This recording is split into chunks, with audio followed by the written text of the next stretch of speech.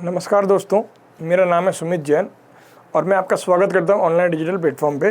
तो हम लोग जो है पहले हमने यूएनओ के बारे में डिस्कस किया था, उसके बाद हमने नेशनल पार्क के बारे में डिस्कस किया था और अब जो है हम खेलों के बारे में डिस्कस कर रहे हैं। तो अभी जो रिसेंटली जो खेल हुए हैं उसके बारे में हमने डिस्कस किया, ओलंपिक के बारे में। अभी फिर पैरा ओलंपिक भी हैं, तो आज हम पैरा ओलंपिक से शुरुआत करेंगे और आगे देखेंगे तो आने वाले एग्जाम्स में अंदर क्या क्वेश्चन बन सकते हैं वो भी हम इस तरह से चर्चा करेंगे कि वो एग्ज़ाम में क्वेश्चन कवर जाएँ। तो देखिए, कल हमने यहाँ तक पढ़ लिया था ये जो फाइनल लिस्ट थी ओलंपिक की, तो एक बार आप रिवाइज़ करना चाह रहे हैं तो कर लीजिए। देखिए, जो रिजल्ट थे उनको आप देख सकते हैं कौन कौन से रिजल्ट्स आए हुए हैं। तो नीरज चोपड़ा, आप याद, स्वर्ण जीता था इन्होंने, किस में जीता था? भाला फेंक प्रतियोगिता में जीता था। एक बार फटाफट देख लीजिए, फिर अपन शुरू करें नया। फिर एक ये क्या लेटेस्ट डेटा है, इसलिए मैं आपको बता रहा हूँ दोबारा से। मीराबाई चानू किस में? रजत पदक में। रवि कुमार दाहिया किस में? रजत पदक इन्होंने जीता। किस में? कुश्ती के अंदर। इन्होंने किस में जीता? भारोत्तोलन में। फिर लवलीना था, इन्होंने क्या करी? मुक्केबाजी में कांस्य जीता। ठीक है। तो और फिर पीवी संधू थी, पीवी संधू बैडमिंटन की खिलाड़ी है, तो इन्होंने क्या जीता? ब्रॉन्ज जीता। ठीक है।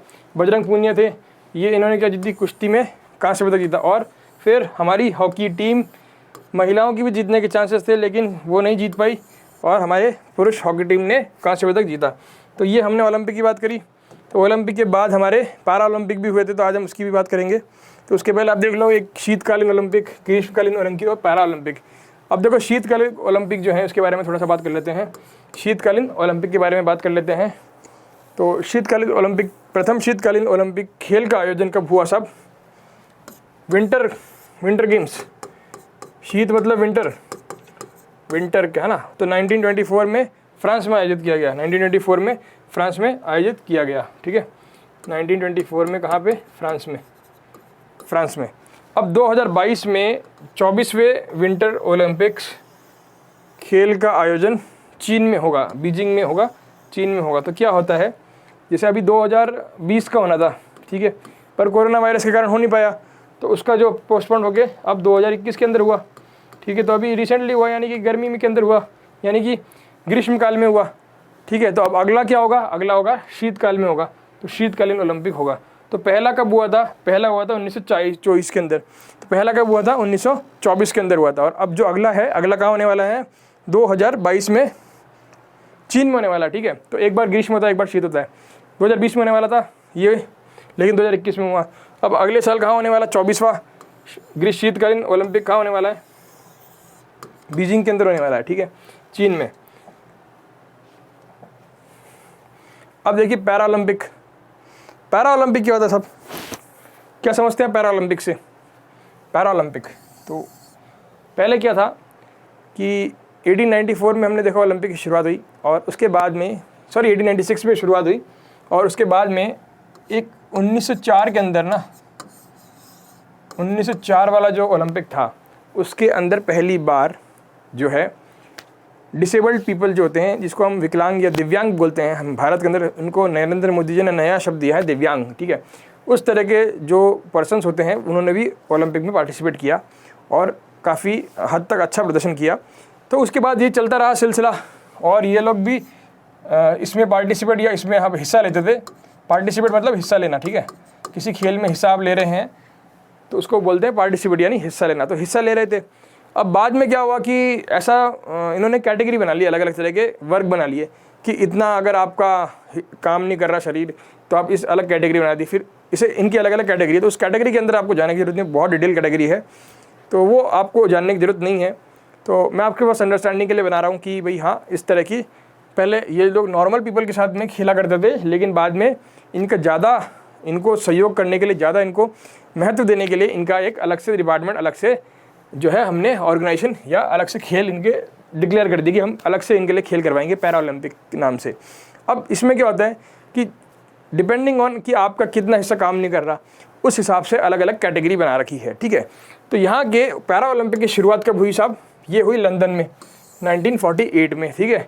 तो भारत की आज़ादी हुई 1947 में, तो ब्रिटेन हो गया फ्री भारत से। अब इन्होंने कहा यार हम लोग है ना ओलंपिक का आयोजन कर लेते अपने देश के अंदर। तो यहाँ पे कब हुआ? 1948 में। कहाँ हुआ? लंदन में। ठीक है, लंदन में। अब इस खेल के जनक कौन था साहब? तो ये आप इंपॉर्टेंट है, ये याद रखते हैं आप। Ludwin Guttmann, doctor Ludwin Guttmann. ठीक है। अब आधुनिक पैरा ओलंपिक खेल की शुरुआत 1960 रोम में हुई। आधुनिक पैरा ओलंपिक की शुरुआत कहाँ हुई? 1960 रोम के अंदर हुई। ठीक है। अब देखिए बात करते हैं आगे। अंतर्राष्ट्रीय पैरा ओलंपिक समिति, अंतर्राष्ट्रीय पैरा ओलंपिक समिति, ठीक है, इसकी स्थापना कब हुई साहब? इस समिति की स्थापना हुई 1989 में। ठीक है। तो अभी 1990 से एक साल पहले की बात करते हैं हम।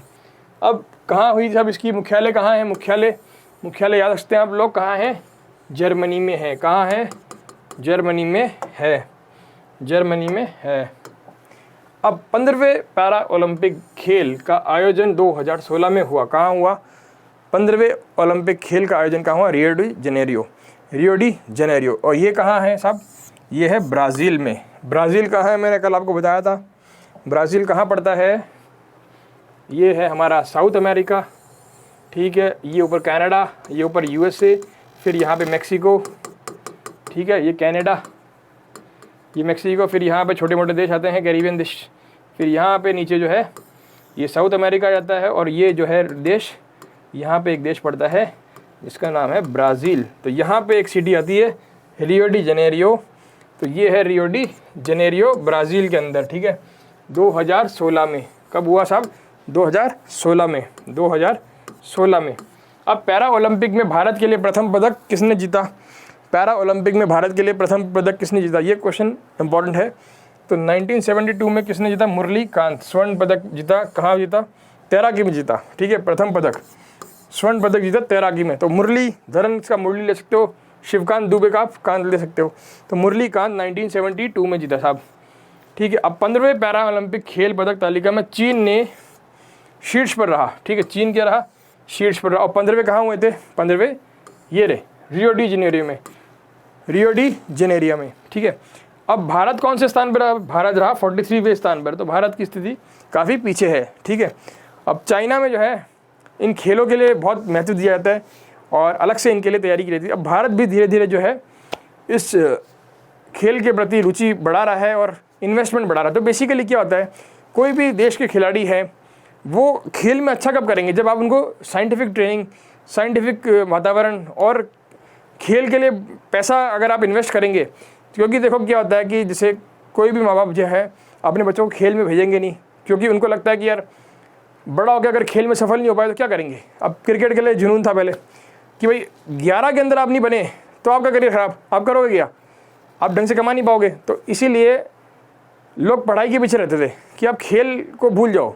तो इसीलिए हमारा टैलेंट बाहर नहीं आ पाता। टैलेंट बहुत है हमारे पास लेकिन बाहर नहीं आ पा रहा है। तो अभी देखो IPL आई, IPL आने से देखो कितने कितने प्लेयर्स निकल के आ रहे हैं आज हमारे पास। आज हम 3-3, 4-4 क्रिकेट टीम खड़ी कर सकते हैं बेस्ट पीपल की, क्योंकि यहाँ पे वर्ल्ड लेवल का एक्सपीरियंस मिल गया IPL के थ्रू। तो इसी तरह के आयोजन अगर बाकी खेलों में भी किए जाएँ, इसी तरह की फैसिलिटीज़ बाकी खेलों में भी दी जाए तो हम जो है काफ़ी अच्छा कर सकते हैं। तो ये इस बार ये ओलंपिक और पैरा ओलंपिक खेलों में हमको दिखा, क्योंकि जो भारत ने पिछले 4-5 साल से तैयारी करी है, जो 4-5 साल से इन्वेस्टमेंट करी है, उसका जो है रिजल्ट अच्छा मिला है। तो आगे भी इस तरह की हम उम्मीद करते हैं कि इस तरह की जो है इन्वेस्टमेंट चलती रहेगी। तो देखिए 15वें में भारत का स्थान क्या था? 43 नंबर पे था। ठीक है साहब। अब यहाँ आगे बात करते हैं। अब देखिए 2021 की बात आ गई। अब 2020 में हुआ नहीं तो 2021 में तो हो गई, क्योंकि कोरोना वायरस था।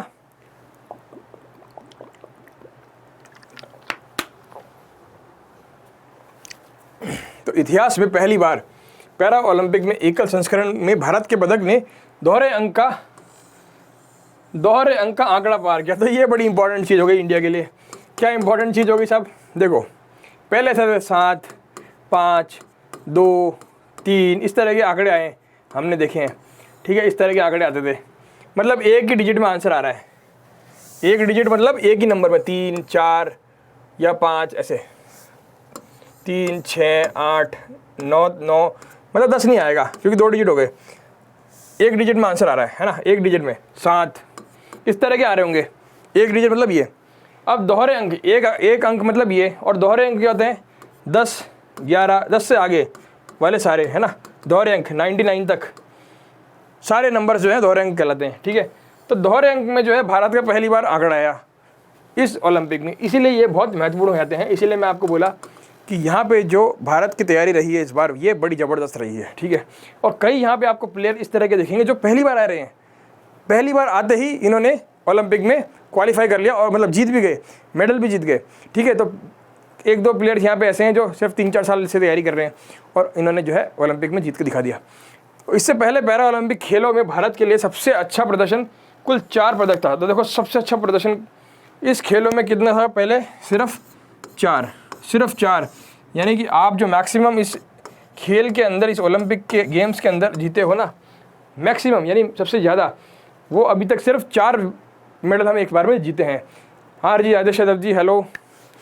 तो सिर्फ 4 बार जीते हैं और 2 बार हुआ ऐसे। कब हुआ है? 2 बार हुआ है कि हम 4 पदक एक साथ जीते हैं। कब हुआ? एक बार हुआ 1984 में और उसके बाद हुआ रिसेंटली 2016 के अंदर, ठीक है, 2016 के अंदर। तो सिर्फ ऐसा 2 बार हुआ है जब हमने 4 पदक जीते। मैक्सिमम ज़्यादा से ज़्यादा कितने जीते हैं? एक बार में 4 जीते। लेकिन इस बार जो है कहानी पलट गई। अब कैसे पलटी देखिए, आइए बात करते हैं। देखो इस बार 4 से ज़्यादा तो हमने स्वर्ण जीत लिए, 4 से ज़्यादा तो हमने स्वर्ण जीत लिया भाई, मज़ा आ गया इस बार। तो जो हमारे खिलाड़ी ने, पैरा ओलंपिक वालों ने जो प्रदर्शन किया है, नॉर्मल ओलंपिक वालों को भी पीछे छोड़ दिया भारत के खिलाड़ियों को, ठीक है। वहाँ पे सिर्फ 1 गोल्ड आया नीरज चोपड़ा का, अभी हमने पढ़ा था। यहाँ पे देखो 5 गोल्ड आए हमारे पास, 5। तो अवनी लखेरा जयपुर से है, ज़बरदस्त शूटिंग करती है। 10 मीटर एयर राइफल में इन्होंने शूटिंग करी और गोल्ड हासिल किया, गोल्ड, ठीक है, गोल्ड। वुमेन एम्पावरमेंट या नारी शक्ति का स्वरूप है, ठीक है। तो जो जिन्होंने प्रदर्शन किया, अब देखो यहाँ पे ये जो लिखा है ना, ये इससे आपको घबराने की जरूरत नहीं है, यहाँ से आपको घबराने की जरूरत नहीं है। इसका मतलब इनकी कैटेगरी वगैरह होता है, तो ये आपको याद करने की जरूरत नहीं है, इसको आप इग्नोर करिए, ठीक है। अब अगला है सुमित अंतिल। इन्होंने क्या करा, मेंस जेवेलिन थ्रो, वो भाला फेंकते ना, भाला, नीरज चोपड़ा ने जो भाला फेंका था वैसा इन्होंने भाला फेंका। तो यहाँ पे इनको भी क्या मिला? गोल्ड मिला। इनको भी क्या मिला? गोल्ड मिला। इनको भी क्या मिला? गोल्ड। अगले हैं मनीष नरवाल जी। ये क्या है? 50 मीटर पिस्टल। तो ये भी, इन्होंने भी गोल्ड जीता। तो इनकी कैटेगरी अलग अलग है सबकी, तो ये कैटेगरी आपको ध्यान रखने की जरूरत नहीं है। ये जो रहती है डिपेंडिंग ऑन द आपके कितने हाथ पाँव चल रहे हैं, कितने आपकी जो है मजबूरी है, उस सब चीज़ों के हिसाब से इन कैटेगरी को बनाया गया है, ठीक है। अगला है प्रमोद भगत जी। इन्होंने बैडमिंटन में जीता है। इन्होंने बैडमिंटन के अंदर स्वर्ण जीता है या गोल्ड जीता है, स्वर्ण बोल सकते हैं हिंदी के अंदर, स्वर्ण पदक जीता है, यहाँ ऊपर लिखा हुआ है। तो इंग्लिश वालों के लिए मैं गोल्ड लिख रहा हूँ, बाकी स्वर्ण है। प्रमोद भगत जी। और अगला है नागर साहब, कृष्णा नागर साहब, इन्होंने भी बैडमिंटन जीते। तो आप कैसे याद रखेंगे इन चीज़ों को? तो आप देखो एक शॉर्ट नोट टाइप बना सकते हो। कैसे बनाओगे साहब? जैसे आप लिख लो भाई, यहाँ पे लिख लो बैडमिंटन, यहाँ पे लिख लो कुश्ती, ठीक है, यहाँ पे और कुछ लिख लो जो भी गेम्स है। तो इसमें देखो, जैसे इसमें एक कैटेगरी और बना ली हमने गोल्ड की या स्वर्ण की बना ली, ठीक है। अब स्वर्ण वाले लिख लो इसमें। जैसे बैडमिंटन में क्या है? प्रमोद और कृष्णा। तो यहाँ पे लिख लो साहब, अब कौन कौन है? 2 हैं साहब गोल्ड। कौन कौन से हैं साहब? कृष्णा और प्रमोद। तो इस तरह से आप करके बार बार अगर आप चार्ट फॉर्म में बना लीजिए, इन्फॉर्मेशन कम लिखिए, पिक्चर ज़्यादा बनाइए, क्योंकि हमें पिक्चर देखते हैं ना तो याद रहती है, और यही हम स्टोरी बुक पढ़ेंगे तो इतनी याद नहीं रहेगी। तो हमारे विजुअल्स जो थे ना, हमारी मेमोरी कैसे काम करती है। अब कल आप एक सवाल पूछ रहे थे कि यार याद कैसे रखा जाए जीके को। तो जीके को याद रखने का एक ही टेक्निक है, आप उसको बार बार पढ़ें, और कोई टेक्निक नहीं है, ठीक है। और आप शॉर्टकट्स वगैरह अपना सकते हैं, शॉर्टकट्स इसमें कुछ बना सकते हैं। जैसे आप कोई देहाती वर्ड यूज़ कर रहे हैं तो उस तरह का कुछ देहात से कुछ जोड़ सकते हैं, या कोई आप इंग्लिश से जोड़ सकते हैं, ठीक है।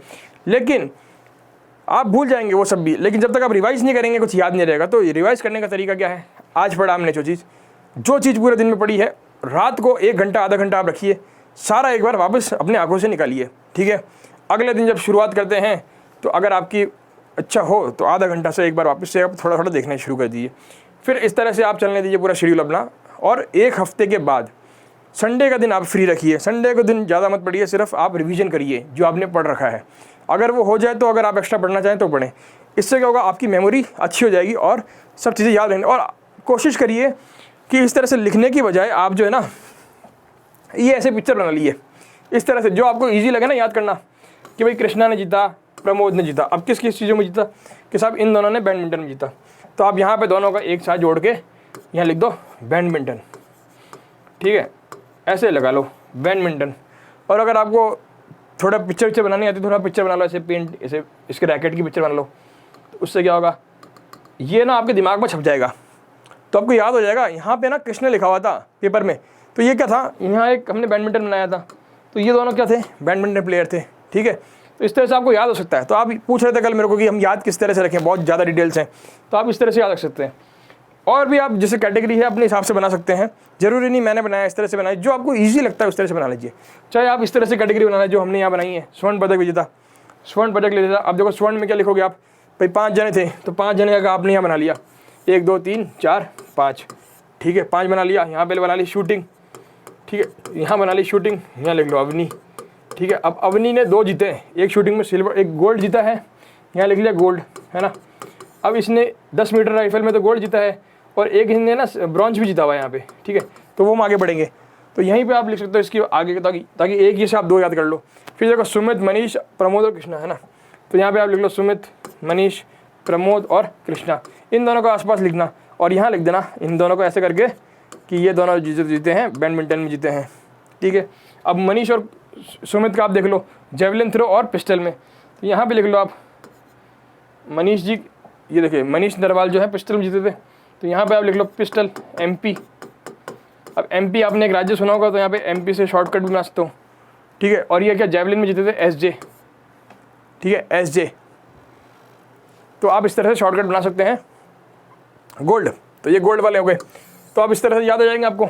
AS शॉर्टकट बना लिया आपने, AS, कुछ नाम जोड़ लो इसके आगे, कोई आपका फ्रेंड का नाम, कोई आपके परिवार में किसी का नाम हो, तो आप इस तरह से जोड़ सकते हो, तो जोड़ के आप याद कर सकते हो। अब इन दोनों का आपने बना लिया बैडमिंटन, ऐसे ये दोनों बैडमिंटन में जीते हैं, ठीक है। तो आपको बस ये याद होना चाहिए कौन कौन गोल्ड जीते। ये जो P1 P, ये जो कैटेगरीज हैं, ये कैटेगरीज याद करने की जरूरत नहीं है, ठीक है। आगे देखते हैं रजत पदक, आगे देखते हैं रजत पदक। रजत मतलब सिल्वर, सेकंड नंबर पे जो आए हैं ये लोग, सेकंड नंबर वाले, ठीक है। तो वो सबसे फर्स्ट थे चैम्पियनशिप में, ये सेकंड आए हैं। अब यहाँ आती है भाविना बयान पटेल, ये थी table tennis player, table tennis player. तो ये पहली खिलाड़ी है जो टेबल टेनिस में मेडल लेके आ रही है इंडिया की तरफ से, पहली खिलाड़ी टेबल टेनिस में, पहली खिलाड़ी हैं जो इंडिया की तरफ से मेडल लेके आ रही है, ठीक है। तो व्हील चेयर पे बैठ के ये लोग गेम खेल रहे थे सामने, और ये दोनों तो सेकंड नंबर पे आई। इनका मैच अगर आपने देखा होगा तो ज़बरदस्त मैच चला था। तो वुमेन सिंगल्स के अंदर कैटेगरी कौन सी है, वुमेन सिंगल, ये क्लास 4 याद रखने की जरूरत नहीं है। फिर एक निशात कुमार आ गया, Nishat Kumar mains high jump में, निशात कुमार किस में आया, मेंस हाई जंप में। हाई जंप होता है ना, वो ऐसे कूदते हैं, ऊपर से निकलना होता है वो, तो ये भी काफ़ी जो है इनकी। अच्छा, एक मैं आपको एक बात बताना चाहूँगा, इनकी जब आप स्टोरी पढ़ोगे ना, थोड़ी बहुत बैकग्राउंड इन्होंने आपको मिल जाएगा, कहीं पे भी आप देखते हैं तो इसकी स्टोरी पढ़ोगे आप, ये निशात जी की, तो इनकी स्टोरी अगर आप पढ़ोगे, और एक आप हमारे इंडियन प्लेयर हैं क्रिकेट में रोहित शर्मा, इनकी स्टोरी पढ़ोगे, तो आप देखोगे इन लोगों में ना काफ़ी सिमिलैरिटी है। एक चीज़ दोस्तों, एक चीज़, आप डरो मत, मैं आपको एक फॉर्मूला देता हूँ। आपको ज़िंदगी में अगर सक्सेस होना ना किसी भी फील्ड में, डरना छोड़ दो सब, क्योंकि लड़ाई तो चलेगी, स्ट्रगल तो रहेगा, है ना। स्ट्रगल से भागो मत, आज सक्सेस नहीं हो रहा, कल नहीं हो रहा, किसी ना किसी दिन तो होगे, बस लगे रहो। और अपना टेम्पर लूज मत करो, टेम्पर लूज मत करो, कभी भी लो फील करो, एक बार मैसेज कर दिया करो यार इंस्टीट्यूट वालों को कि भाई सर हमारे को ना थोड़ा मोटिवेट कर दीजिए, हम 2-5 मिनट आपको लेक्चर के बीच में ना इस तरह का मोटिवेशन दे देंगे, ठीक है। तो आप डरो मत, इन लोगों ने देखो कहाँ से, इनके हाथ में कुछ भी नहीं था। अब देखो ये बेचारा जो लोग आते हैं यहाँ पे खेलने ओलंपिक वाले, इस तरह के लोग हैं। कईयों की मैंने कहानियाँ पढ़ी, इनके कईयों के माँ बाप नहीं, किसी के पिताजी की डेथ हो गई और हाथ भी कट गया या पाँव भी कट गया, तो पैरालाइज भी हो गए, फिर भी इन्होंने ना ज़िंदगी में जंग छोड़ी नहीं। अभी एक ऑफिसर था यहाँ पे, मतलब IAS ऑफिसर बना वो पहले, है ना, IAS ऑफिसर बना, नोएडा का है, IAS ऑफिसर बना, और उसके बाद ओलंपिक में जीत रहे हो, क्या बात है भाई, ज़बरदस्त, सल्यूट करता हूँ मैं ऐसे लोगों को। क्या स्ट्रगल है इन लोगों का, आप लोगों के पास क्या कमी है, आप लोगों के सब कुछ भगवान की दया से सलामत है, आप अच्छे से आप जो है कोचिंग ले पा रहे हैं, सब कुछ आपको खाने को मिल रहा है, तो आप भगवान का शुक्र कीजिए। और इन लोगों से जो है आप प्रेरणा ले सकते हैं स्ट्रगल करने की, ठीक है, स्ट्रगल करना है आपने, डरना नहीं कभी भी। तो यहाँ क्या आ गया, निशात कुमार हाई जंप के अंदर ऊंची कूद, हाई जंप यानी ऊंची कूद, ठीक है। अब देखिए देवेंद्र झाझरिया, देवेंद्र झाझरिया बहुत ही इंपॉर्टेंट नाम है भाई, देवेंद्र झाझरिया।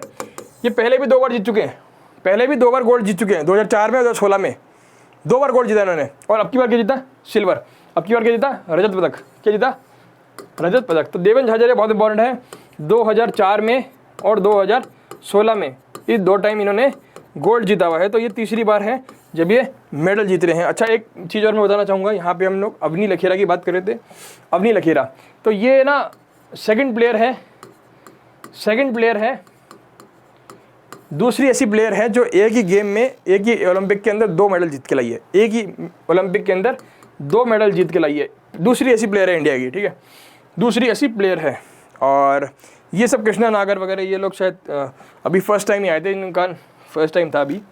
और देवेंद्र झाझरिया मैंने बता दिया, ये बहुत इंपॉर्टेंट है। देवेंद्र झाझरिया आप जाके इनके बारे में थोड़ा पढ़ भी सकते हैं।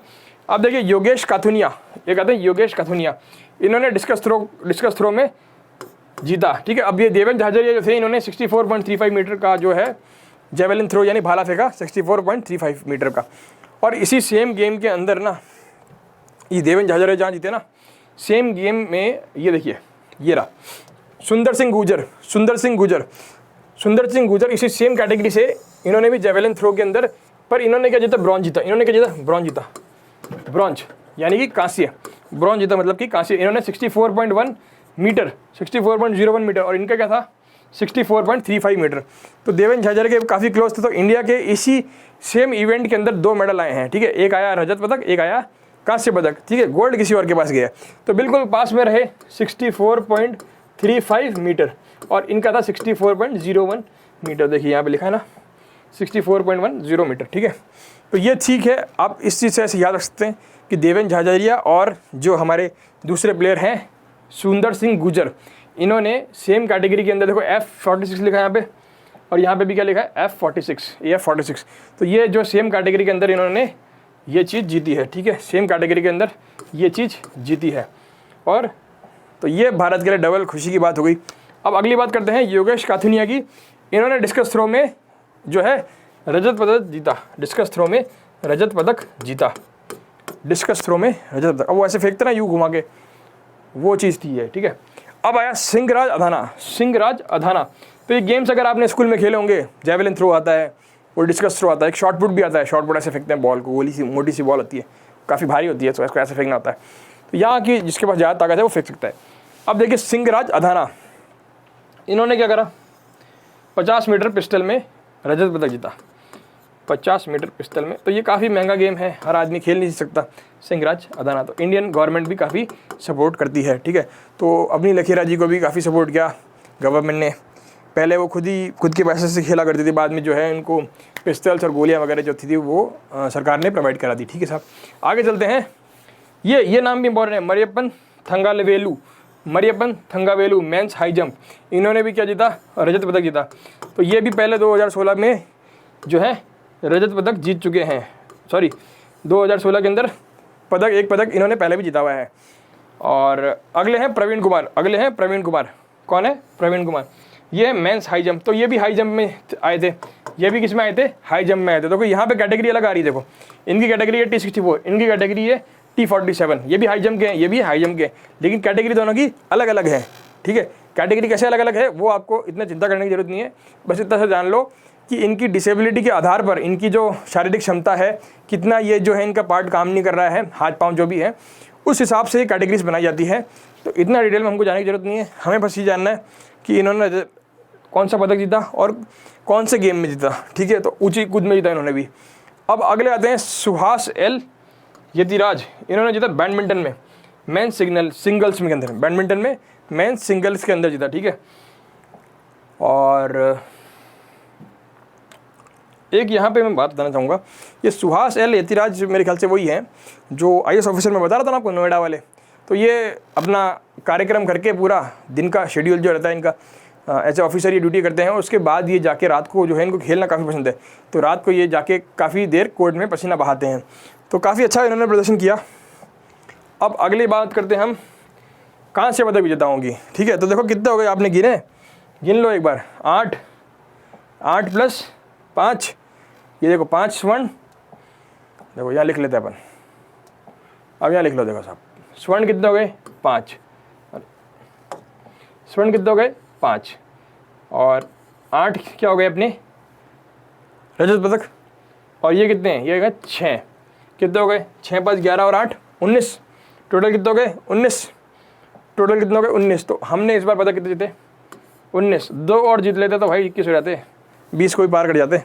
तो काफ़ी अच्छा प्रदर्शन है, 4 से सीधा हम लोग 19 पे आ गए, 4 से सीधा हम 19 पे आ गए। तो आप देखो कितना हमने एफर्ट्स करे हैं इस बार, कितना हमने मेहनत करी है इस बार, हर तरह से हमने मेहनत करी है और सरकार ने जो है सुविधाएं भी अच्छी दी है। तो राजस्थान से, हरियाणा से, दिल्ली से, इस जगह से काफ़ी लोगों ने पार्टिसिपेट किया है। तो सुंदर सिंह गुर्जर का हम लोग बात कर रहे थे, तो ये मैंने आपको बता दिया कि ये जो है मेंस जेवेलिन थ्रो के अंदर जीते हैं, 64.1 मीटर इन्होंने जीता है, और ब्रॉन्ज बोलते हैं, ठीक है, कांस्य को क्या बोलते हैं, ब्रॉन्ज। तो 3rd नंबर पे ये लोग आए हैं। अब अगली बात करते हैं सिंहराज अधाना की, सिंहराज अधाना की। तो ये इन्होंने 10 मीटर एयर पिस्टल शूटिंग के अंदर जीता है। कैटेगरी को आपको याद करने की जरूरत नहीं है, कौन सा पदक जीता है साहब, कांस्य पदक जीता है। अगले हैं शरद कुमार, अगले कौन है शरद कुमार, अगले कौन है शरद कुमार।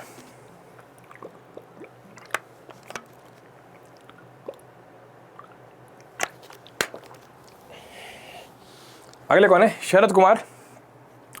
ये कौन से कैटेगरी से आते हैं साहब, हाई जंप से, मेंस हाई जंप, ठीक है, हाई जंप, ऊंची कूद में कहाँ से पदक। अब अवनी लखेरा का मैंने वो बता ही दिया, अवनी लखेरा वही गोल्ड जीती थी 10 मीटर में, और 50 मीटर में क्या जीती है लोग, थर्ड पोजीशन पे, यानी कि ब्रॉन्ज, यानी कि कांस्य, ठीक है, ये लिखा हुआ कांस्य। और फिर आई अपना हरविंदर सिंह किस में जीता है, आर्चरी में, आर्चरी मतलब हरविंदर सिंह, सरदार जी सिख, तीरबाजी करते ना, तीर, वो अर्जुन जो तीर चलाता था, धनुष कमान, वो शूटिंग, आर्चरी। तो मेंस इंडिविजुअल में जीते, कांस्य पदक, ठीक है, कांस्य पदक। और अगला है मनोज सरकार, अगला क्या है मनोज सरकार। तो बैडमिंटन का ये हमारा एक और खिलाड़ी आ गया यहाँ पे, सिंगल्स के अंदर जीता, किसमें, सिंगल्स के अंदर मनोज सरकार। तो देखो यहाँ पे हम लोगों ने बैडमिंटन के एक और खिलाड़ी पढ़े थे, तो ये भी सिंगल्स के अंदर जीते हैं। तो यानी कि तीनों ने इंडिविजुअल लेवल पे जीते, 1 2 बैडमिंटन 2, और बैडमिंटन के देखो बैडमिंटन कितने हो गए, बाकी सब ये था एक सुहास, तो यहाँ पे एक सुहास भी आया, तीसरा बैडमिंटन में, और चौथा मनोज जी सरकार। तो आप बैडमिंटन का एक ग्रुप बनाओगे तो उसके अंदर 4 लिख सकते हो, 2 गोल्ड वाले लिख सकते हो, एक आप जो लिख सकते हो रजत पदक या सिल्वर वाला, और एक आप लिख सकते हो ब्रॉन्ज के जो जीता मनोज सरकार, बैडमिंटन मीन्स और सिंगल्स। तो ये भी सिंगल्स में है और ये भी सिंगल्स के अंदर है, तो आप इस चीज़ को कॉमन वे में लिख सकते हो। तो यहाँ पे देखो आप क्या लिखोगे, बैडमिंटन है ना, बैडमिंटन लिखा, फिर आपने यहाँ ब्रैकेट में लिख दिया ये सिंगल्स का है, मतलब एक ही खिलाड़ी खेल रहा है। एक होता है ना सिंगल्स, एक होता है डबल्स। तो डबल्स के अंदर 2 खिलाड़ी खेलते हैं, सामने भी 2 खिलाड़ी खेलते हैं, सिंगल्स में एक ही खिलाड़ी दोनों तरफ होता है। तो यहाँ पे क्या होता है, सिंगल्स के अंदर जीते कृष्णा प्रमोद, और दूसरे नाम क्या पढ़े हमने यहाँ पे देखो, सुहास, तो ये IAS ऑफिसर मैंने बताया आपको, और ये मनोज सरकार। तो आप यहाँ पे जीत लो, लिख लो, ये तो लिखे गोल्ड। अब यहाँ पे लिख लो भाई, सिंगल्स के अंदर एक सिल्वर का आया, सिल्वर में कौन है साहब, सुहास है, सुहास कौन है साहब, IAS ऑफिसर है ना। एक आप लिख लो यहाँ पे ब्रॉन्ज या कांस्य में आप क्या लिखोगे, मनोज, है ना, मनोज। तो ये आपका चार्ट बन गया, और फिर आप इसको बस आप एक बार देख लो, फटाफट याद आ जाएगा। आप ज़्यादा मैटर लिखोगे ना तो आपको पढ़ने में टाइम लगेगा, मैटर जितना कम लिखोगे, सिर्फ आप की पॉइंट्स लिखिए। आपको नोट्स किस तरह से बनाने, सेल्फ नोट्स, सिर्फ ऐसे की पॉइंट्स लिखिए, बस ऐसे चार्ट बना लीजिए। देखिए वापस अपन बना लेते हैं, एक बार मैं एग्जांपल देता हूँ आपको ढंग से बना के, इसको रहने देता हूँ, नया पेज खोल देते अपन। देखो यहाँ पे आप लिखना, एक पेज लो, यहाँ पे लिखो भाई बैडमिंटन, है ना, हिंदी में लिख देना आप लोग, हिंदी में, मैं इंग्लिश में लिख दिया नाम मैंने, आप गलती है ना, आप लोग हिंदी में लिख देना।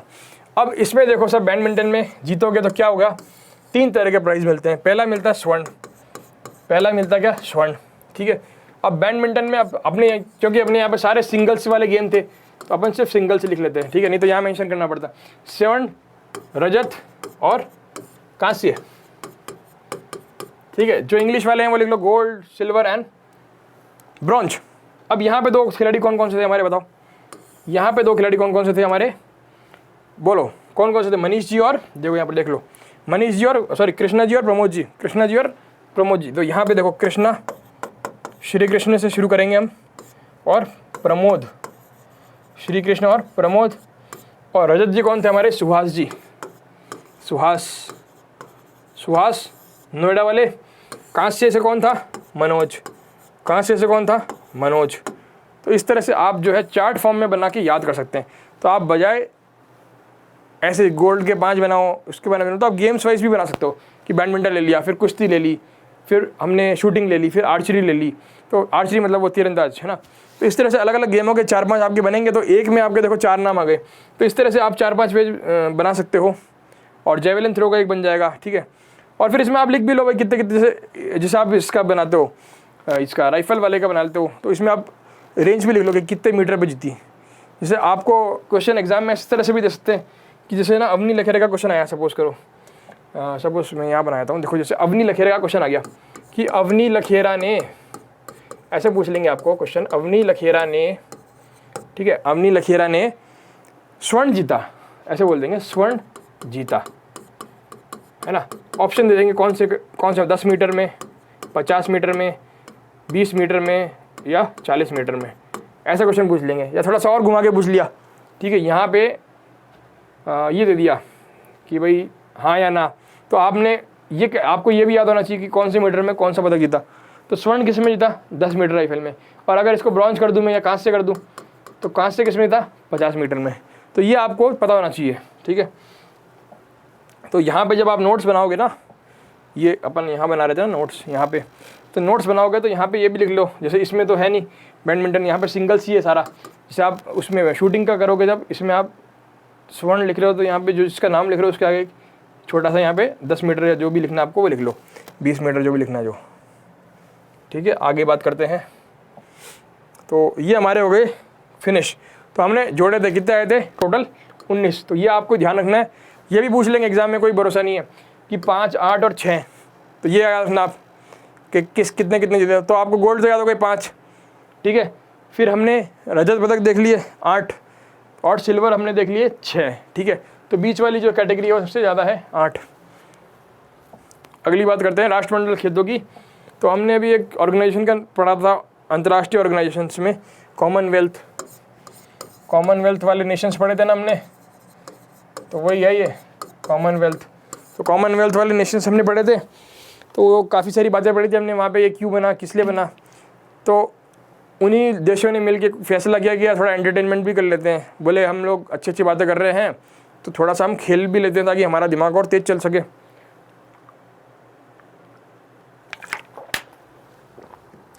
और लोग आपस में जुड़ सके। तो यहाँ पे शुरुआत कब होती है साहब? 1930 में, कनाडा के अंदर। कनाडा कहाँ पे पड़ता है? कनाडा कहाँ पड़ता है भाई? नॉर्थ अमेरिका में। नॉर्थ अमेरिका मतलब उत्तरी अमेरिका, उत्तरी अमेरिका, ठीक है। हिंदी में भी लिख दिया है, इंग्लिश में भी लिख दिया है, उत्तरी अमेरिका, ठीक है, उत्तरी अमेरिका। और देखिए राष्ट्रमंडल उन देशों और प्रदेशों का समूह है जो कभी इंग्लैंड का उपनिवेश है। तो ये हमने वहाँ पे भी पढ़ी है, पिछले चैप्टर में हमने जब बात करी थी कि ये कभी जो है ना किसी ज़माने में इंग्लैंड का उपनिवेश थे, इंग्लैंड की कॉलोनी थे। कॉलोनी क्या थे? कॉलोनी, ठीक है। कॉलोनी मतलब जिस पे अधिकार करके राज किया हमने, कॉलोनी। तो India was a colony, India एक कॉलोनी था अंग्रेजी साम्राज्य की, ठीक है साहब। यह इंग्लैंड की महारानी के संरक्षण में थे, ठीक है। दोनों तरह से बात हो गई। अब भारत राष्ट्रमंडल खेलों में कब जुड़ा? 1934 में। तो 1930 में ये बना। भारत ने कहा यार अभी नहीं जुड़ेंगे, अभी हमारा मन नहीं है। 1930 में आंदोलन भी चल रहा था, फिर 1934 में आते थे थोड़ा सा ये ठंडा पड़ गया था। तो 1934 में भारत वालों ने कहा ठीक है यार अब चलते हैं, फ्री बैठे हैं हमारे खिलाड़ी, आंदोलन तो अभी चल नहीं रहा, कम से कम खेल आएंगे, थोड़ा बाहर की दुनिया दिखाएंगे, जान पहचान कर आएंगे। तो 1934 में जो है भारत जो है राष्ट्रमंडल खेलों का पार्ट बन गया, ठीक है। तो उस टाइम आज़ाद नहीं हुए थे लेकिन हमने पार्टिसिपेट किया था, ठीक है। अब देखो आगे। तो राष्ट्रमंडल के सदस्य देश की टीम ही इन खेलों में भाग ले सकती थी, लगती है। मतलब जो पहले राष्ट्रमंडल के सदस्य हैं सिर्फ वो लोग ही इस कंपटीशन में हिस्सा लेंगे, ठीक है। बाहर वाले अलाउड नहीं है। तो जो लोग मेंबर हैं सिर्फ वही लोग अलाउड है। अब राष्ट्रमंडल खेल कब होते हैं? 4 वर्ष की अवधि में एक बार होते हैं। 4 वर्ष की अवधि में एक बार होते हैं। तो 2000 में हुआ तो 2004 में होगा, 4 में हुआ तो 8 में होगा, 8 में हुआ तो 12 में होगा। तो जिस तरह से ओलंपिक का आयोजन होता है हर 4 साल में, उस तरह से ही होता है। कॉमनवेल्थ गेम फेडरेशन इस खेल के आयोजन को निर्देशित एवं नियंत्रित करता है। तो डायरेक्शन और कंट्रोल, मैनेजमेंट कौन करता है इसका? Commonwealth games federation, Commonwealth games federation, ठीक है। तो नियंत्रण और निर्देशन दोनों याद रखना। अब आगे बात करते हैं 2018 गोल्ड कोस्ट ऑस्ट्रेलिया। तो ये 21वां राष्ट्रमंडल खेल था। तो अभी लेटेस्ट कहाँ पे हुआ साहब? लेटेस्ट हुआ 2018 में। कहाँ हुआ साहब? ऑस्ट्रेलिया। ऑस्ट्रेलिया कहाँ पड़ता है? ये देख लो आप लोकेशन, ऑस्ट्रेलिया का पड़ता है साहब, ये देखो साहब, ये है हमारा प्यारा भारत, ये है हमारा प्यारा भारत, ठीक है साहब। अब देखो मैप भी पढ़ा रहे हैं इस तरह से हम आपको, आप ज्योग्राफी पढ़ोगे जब तब पढ़ेंगे ही, यहाँ पे आप मैप भी पढ़ते चलो। ये भारत आ गया, ये आ गई बंगाल की खाड़ी, ये आ गई बंगाल की खाड़ी, खाड़ी, ठीक है, खाड़ी। और ये क्या हो गया? अरब सागर। तो भारत 3 तरफ से समुंदर से घिरा है, अरब सागर, बंगाल की खाड़ी और ये क्या है? भारतीय समुंदर या इंडियन ओशन, इंडियन ओशन, ठीक है। तो ये मैं लिख नहीं रहा हूँ, यहाँ पे कुछ और बनाएंगे हम लोग और थोड़ा सा छोटा कर लेते हैं अपन। ये क्या देश है? श्रीलंका। यहाँ पे क्या आइलैंड्स पड़ते हैं कुछ, ये कौन से आइलैंड्स हैं? ये हैं लक्षद्वीप। और फिर यहाँ पे एक आइलैंड और हैं, समूह, समूह और एक यहाँ पे आइलैंड्स का क्या बोलते हैं इसको? अंडमान निकोबार। क्या बोलते हैं? अंडमान एंड निकोबार। ये भी भारत का पार्ट है और ये लक्षद्वीप है, ये भी भारत का ही पार्ट है, ठीक है।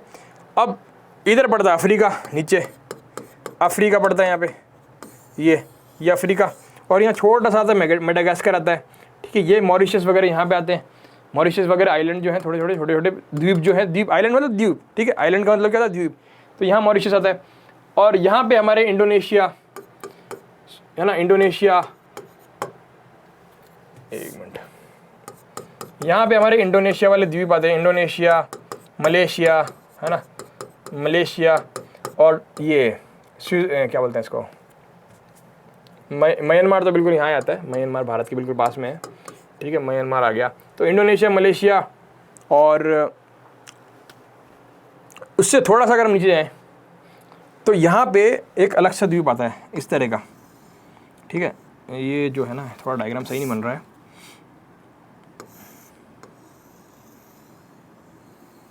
ये इस तरह का कुछ बनेगा।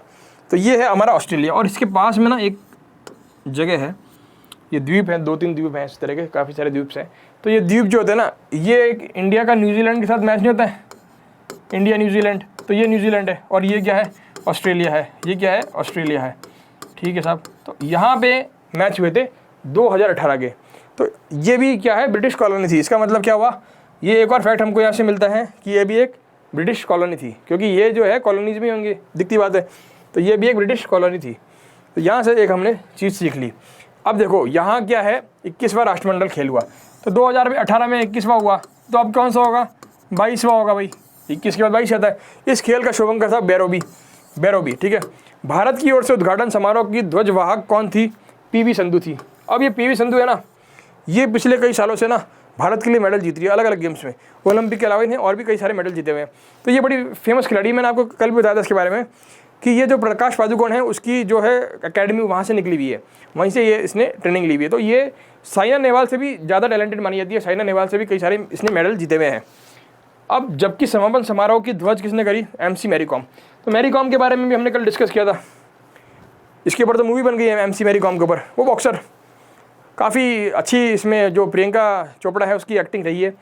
और इस का जो स्ट्रगल है MC मैरी कॉम जी का, इनका स्ट्रगल जो है उन्होंने इस फिल्म में दर्शाने की कोशिश करी है। तो आप देखो एक देहात से आती है महिला और किस तरह से स्ट्रगल करके टॉप पर पहुंचती है। अभी भी इस वाले जो ओलंपिक के अंदर इनका जो है ना, इन्होंने हार नहीं मानी, इन्होंने कहा कि हम फिर से लड़ेंगे। तो MC मैरी कॉम और PV संधू ने भी हार नहीं मानी है। PV संधू का भी एक डिसअपॉइंटमेंट था, ये मतलब इनको काफ़ी काफ़ी आस थी कि यार ये स्वर्ण ले लेगी, मतलब एक बैड लक कह लो कि इस बार ये जो है जीत नहीं पाई, यहाँ पे स्वर्ण नहीं जीत पाई, ठीक है। अब देखो पदक तालिका की बात करते हैं हम लोग। तो देखो भारत का स्थान क्या है? भारत ने 66 पदक जीते हैं, 66। ठीक है। और ऑस्ट्रेलिया ने कितने जीते? 198। इंग्लैंड ने कितने थे? 136। तो इसमें सिर्फ जो है कॉमनवेल्थ के नेशंस आते हैं, ठीक है। बाकी वाले जो देश है वो यहाँ पे राष्ट्रमंडल खेल है, राष्ट्रमंडल जो देश आएंगे, बाकी वाले जो राष्ट्रमंडल के जो मेंबर हैं वही आएंगे, राष्ट्रमंडल के सदस्य हैं वही आएंगे, बाकी वाले यहाँ पे नहीं आते हैं। तो आगामी राष्ट्रमंडल खेल कहाँ होगा साहब? अब आपको जाना है इंग्लैंड, बर्मिंघम में 2022 में, ठीक है। 18 वाला कहाँ हुआ? गोल्ड कोस्ट में, ऑस्ट्रेलिया में। अब कहाँ होगा? बर्मिंघम, इंग्लैंड के अंदर। अब बात करते हैं एशियाई खेलों की। अब क्या है? एशियाई खेलें। शुरुआत हुई थी इसकी साहब 1951 भारत में। अब देखो भारत में शुरुआत होती है इसकी, ठीक है। 1947 में भारत आज़ाद होता है। अच्छा, एक सवाल पूछता हूँ मैं आपसे, क्वेश्चन आ सकता है आपके एग्जाम में, बड़ा इंपॉर्टेंट क्वेश्चन है, जनरल साइंस का क्वेश्चन है, जनरल जीके का क्वेश्चन है, ठीक है। क्या क्वेश्चन है कि भारत का क्योंकि यहाँ पे 1951 ईयर आया तो मुझे लगा कि ये सवाल आपसे पूछ लेना चाहिए। भारत का संविधान कब बनकर तैयार हुआ? कब बनकर तैयार हुआ? ये एक सवाल है। अब इसका जवाब आपको देना है। कौन सी तारीख थी जब भारत का संविधान पूर्ण रूप से बनकर तैयार हो गया? ऑप्शन में दे दूंगा आपको, लेकिन मैं चाहता हूं कि ये क्वेश्चन आप खुद अटेम्प्ट करो बिना देखे। कई लोगों को ये क्वेश्चन मालूम नहीं है, कई लोगों से मैं पूछता हूँ ये सवाल उनको मालूम नहीं होता। और लागू कब हुआ, बना कब, ये सवाल होते हैं। तो ये आप सोचिए, फिर इसका वीडियो के एंड में मैं आपको इसका आंसर दे दूंगा। तो देखिए, एशियन गेम फेडरेशन के निर्देशन और नियंत्रण में इस खेल का आयोजन 1951 से 4 वर्ष की अवधि के पश्चात किया जाता रहा है। तो यहाँ पे भी क्या प्रॉब्लम है, यहाँ पे भी मतलब वही चीज़ है कि हर 4 साल के अंदर ये खेल एक बार होते हैं। तो आज हुआ तो आज से 4 साल बाद होगा, ठीक है। तो 1951 से बाद 4 साल बाद होगा। भारत के पूर्व प्रधानमंत्री जवाहरलाल नेहरू के सुझाव पर इस खेल का आयोजन का नामकरण एशियाई खेल रखा गया। तो भारत के प्रधानमंत्री थे हमारे पहले कौन थे? पहले प्रधानमंत्री भारत के कौन थे बताओ? JLN, जवाहरलाल नेहरू साहब। इनके पिताजी का नाम क्या था? मोतीलाल नेहरू। तो ये इन्होंने नामकरण सजाया कि आप एशियाई खेल इसका नाम रखिए, ठीक है, एशियाई खेल इसका नाम रखिए। अच्छा, ये तो मैं क्वेश्चन दिया आपको, ये आप आंसर कर सकते हैं, तो सोचिए। अच्छा, इसमें एक हुआ कब बनकर तैयार हुआ, एक आप इसमें और जोड़ सकते हैं कि लागू कब हुआ, वो भी आप बता सकते हैं, लागू कब हुआ, ठीक है। दोनों क्वेश्चन आप बता सकते हैं। तो एशियन गेम्स फेडरेशन के प्रथम अध्यक्ष कौन थे? एशियन गेम फेडरेशन के प्रथम अध्यक्ष कौन थे साहब? पटियाला के, ये देखो अपना इंडिया का है भाई, ये इसलिए इम्पोर्टेंट हो गया, इंडिया का है ना, इसलिए इम्पोर्टेंट हो गया पटियाला, ठीक है। पटियाला के महाराजा यादवेंद्र सिंह एवं सचिव कौन थे? प्रोफेसर गुरुदत्त सोंधी। तो भाई भारत के थे, इसलिए ये फैक्ट आपको याद रखना है, भारत के थे, इसलिए आप ये चीज़ याद रखिए, ठीक है। 1-2 बार पढ़ेंगे तो आपको याद हो जाएगा कि भाई पटियाला कहाँ पड़ता है। पटियाला बड़ा फेमस सिटी है, अक्सर आता रहता, पटियाला आपने सुना ही होगा। तो पटियाला के महाराज कौन थे साहब? यादवेंद्र सिंह थे इस टाइम के अंदर, या पुराने रहे होंगे तो जिंदा थे, तो इसीलिए इनको यहाँ पे इस खेल का अध्यक्ष बना दिया। और सचिव कौन थे? प्रोफेसर गुरुदत्त सिंह सोंधी साहब थे, ठीक है।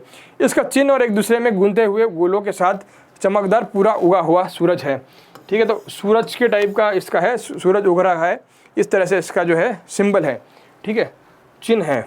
अब देखिए आगे बात करते हैं 18वें एशियन गेम्स की। तो 2018 के अंदर ये हुए थे। 18वें एशियन गेम कब हुए साहब? 2018 में। तो 2018 में 2 चीज़ हुई अपनी, एक तो एशियन गेम्स हो गए, एक इसके पीछे वाले हमने पढ़े थे राष्ट्रमंडल खेल। तो राष्ट्रमंडल खेल हुए थे। तो 2018 में कहाँ हुए थे राष्ट्रमंडल खेल? अभी पढ़ा था हमने, बताइए 2018 में राष्ट्रमंडल खेल कहाँ हुए थे? ऑस्ट्रेलिया में बताया था मैं मैप बना के, गोल्ड कोस्ट पे।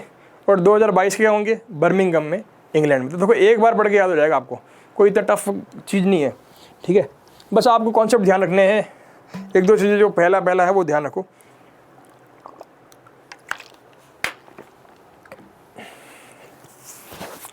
अब देखो इसका आयोजन कहाँ हुआ? इंडोनेशिया के जकार्ता में हुआ।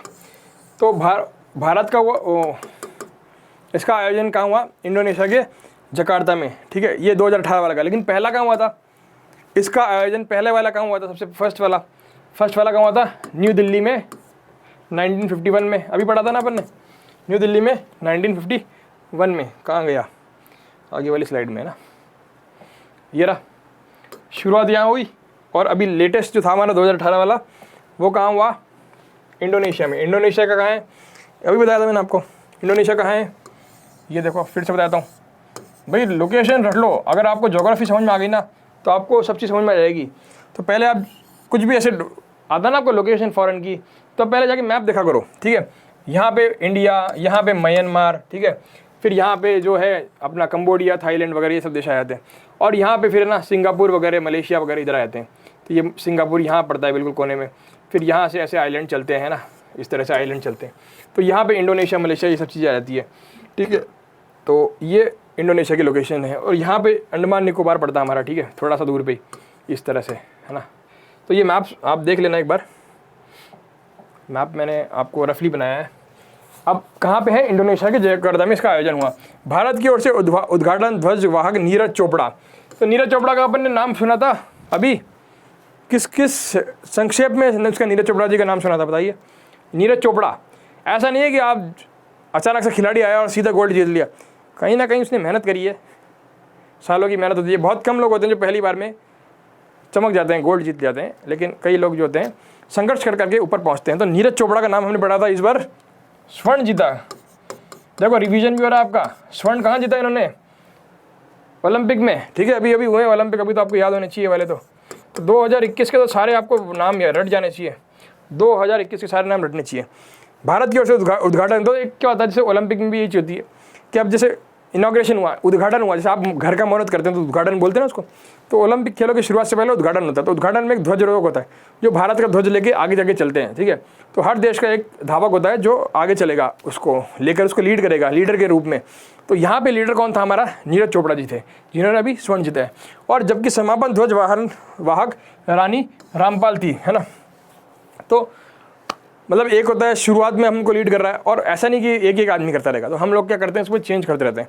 तो आपने शुरुआत करी, ठीक है, तो दूसरे को चांस दीजिए। तो दूसरा जो महत्वपूर्ण खिलाड़ी होता है उसको हम कहते हैं कि ठीक है, तो आप समापन समारोह में चलिए, ठीक है, ध्वजवाहक चलिए, ध्वजवाहक, ठीक है। तो ध्वज लेके चलते हैं आगे। और शुभंकर है भिन्न भिन्न काका अंतुक, 3 तरह के हैं। और पदक तालिका में देखो, चीन था नंबर 1 पे, जापान था नंबर 2 पे, और गणतंत्र कोरिया था नंबर 3 पे। कोरिया कौन सा था, नंबर 3 पे।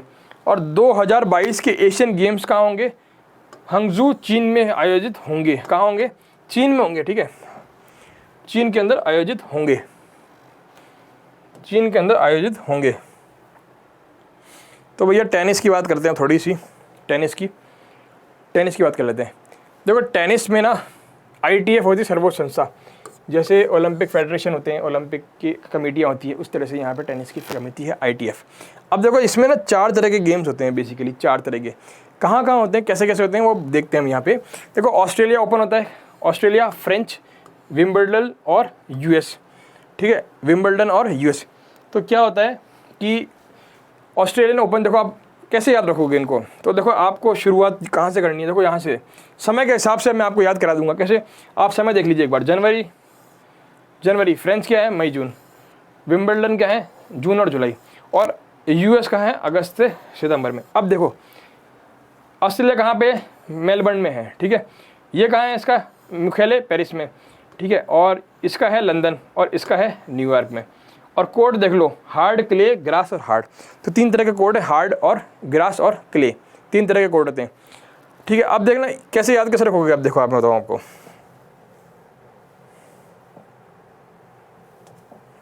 थोड़ा बड़ा ही सही है वाला। देखो याद कैसे करना है, आप चले नीचे से, ठीक है, आप कैसे चले,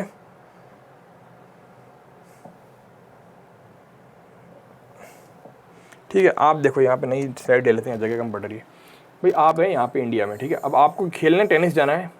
भारत के 2 सर्वोच्च खिलाड़ी कौन से टेनिस के, बताओ।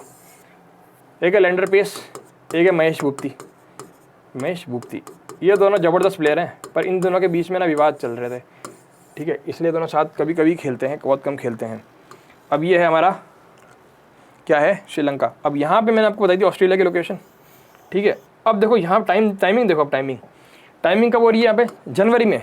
ऑस्ट्रेलिया ओपन कब हो रहा है, जनवरी में, मेलबर्न में। तो जनवरी दिसंबर में थोड़ी ठंड रहती है इस एरिया में, ठीक है। ये हमारा भारत, ये हमारा वर्ल्ड है ना, ये हमारी 0 डिग्री और ये हमारी 23.5 डिग्री साउथ है ना, दक्षिण, और ये हमारी 23.5 डिग्री उत्तर, ठीक है, 23.5 डिग्री उत्तर। ये समझ में आ रहा है आपको? देखो मैं फिर से बताता हूँ आपको, ये है हमारा 0 डिग्री इक्वेटर बोलते हैं, ये हमारा 23.5 डिग्री उत्तर, ये हमारा 23.5 डिग्री दक्षिण, ठीक है, 23.5 डिग्री दक्षिण। तो ऑस्ट्रेलिया है ना, ये नीचे वाले पार्ट में यहाँ पे कहीं पड़ता है ना, यहाँ पड़ता है। अब जनवरी के अंदर ना, दिसंबर, जनवरी, नवंबर, तो इस वाले पोर्शन में ना सर्दी का माहौल रहता है।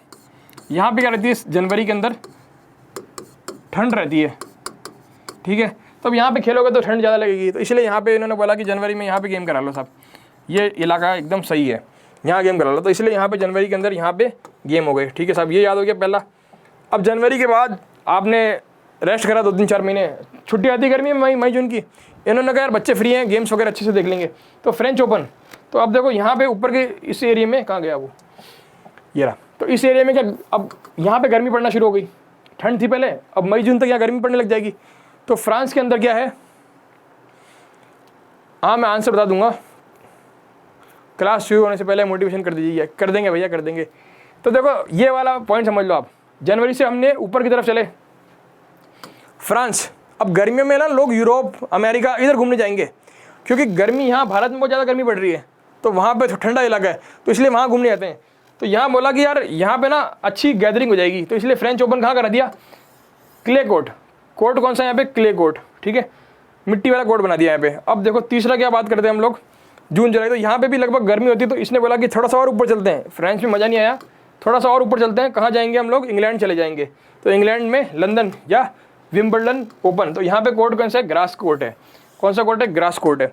और फिर बाद में इंग्लैंड से हम लोग अमेरिका चले जाएंगे, वहाँ से पास ही पड़ता है, तो अगस्त सितंबर सर्दी आने से पहले हम लोग अमेरिका भी हो आएंगे, और वहाँ पे भी हार्ड कोर्ट मिलेगा आपको, ठीक है। तो इस तरह से आप जो है याद रख सकते हैं।